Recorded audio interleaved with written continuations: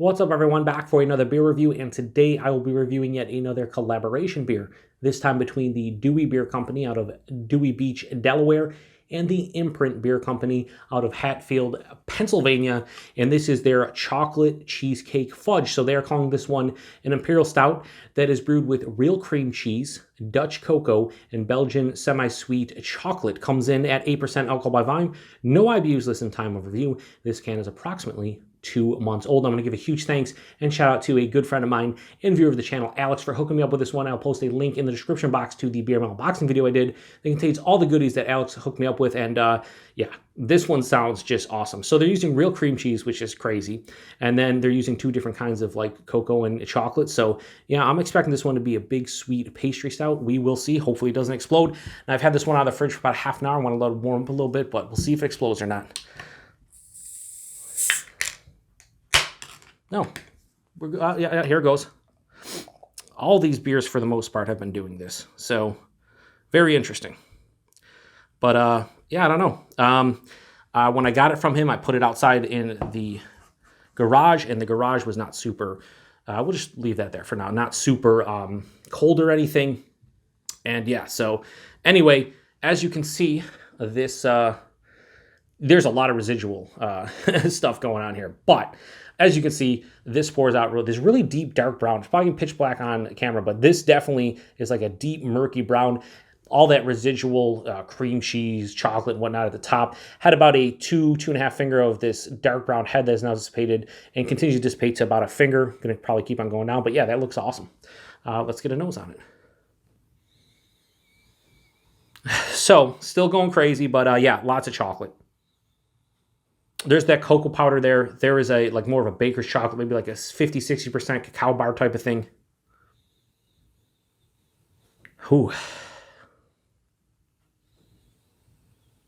Not really picking up on the cream cheese or like a cheesecake-esque type of thing. There's roasted malt here. There's a little bit of like a coffee roast as well.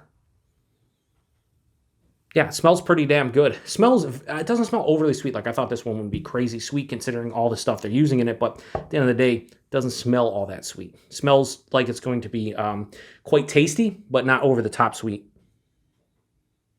Maybe a touch of vanilla, maybe coming from the cream cheese mixing in. Yeah, it smells pretty good. It doesn't smell like amazing, but it smells pretty good. Let's get into it. Cheers, everyone.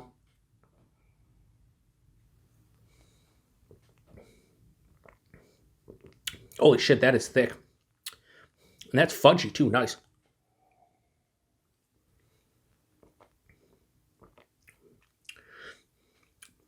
Yeah, this mouthfeel and body, fantastic. Right up front, the body, I would say almost full body. It's thick, it's chewy, it's viscous. It kind of, I mean, you can see it kind of, just the look of this. I don't want to say what this looks like, but it doesn't look appeasing in the glass right now. On camera, it might be looking a little different, but it doesn't look all that great. But yeah, I'd say medium full to straight on full on body. The mouthfeel definitely lost some carbonation, as you can see, crazy, gusher, explosion, whatever. So this has a little bit of carbonation left in my glass. Let me pour some more in here, hopefully. Let's see, there might be even more stuff at the bottom here. Oh, yeah, that's looking like fucking milk chocolate, just like liquefied milk chocolate at the bottom. Jesus.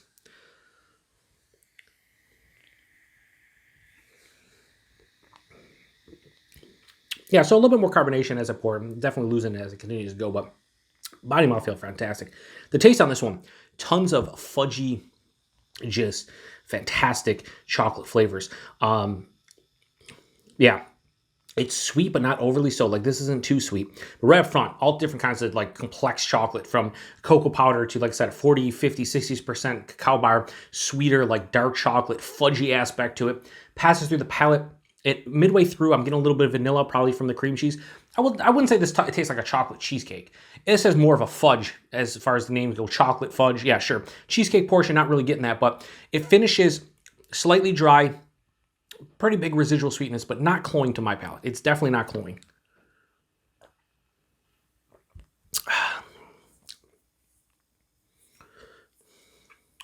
Yeah, this is good. This is good. It's not amazing. I thought this might be like a world-class amazing, just, you know, fucking blow my mind type beer, but it's not.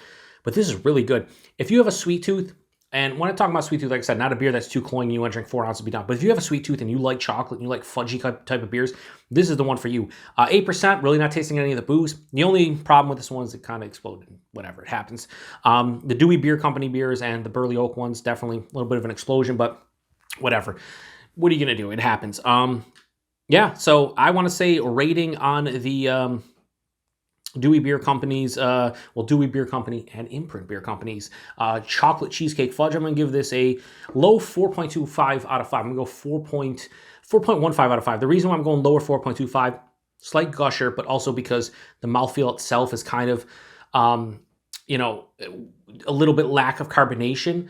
In addition to that, I'm not really getting the cheesecake, but this is a really good beer. It's definitely a pastry Imperial Stout that's pretty good. Yeah, not much more to say about. So if you've had this one before, let me know what you think about it. I think it's damn good. Price and availability, I'm pretty sure this is brewery only. And the price point on this one was $20 a 4-pack. I would pay that for an 8% Imperial Stout with chocolate cheesecake fudge factor. You're using real cream cheese, Dutch cocoa, Belgian chocolate. I think at the end of the day, $5 a can is well worth it to try at least once. And I'd highly recommend this to anybody who loves like fudgy, thick, chewy beers, because that's what this beer is. This is one of the better bodies I've had on an 8% beer in a long time. So yeah, I'm going to give it one more sip and we'll end it.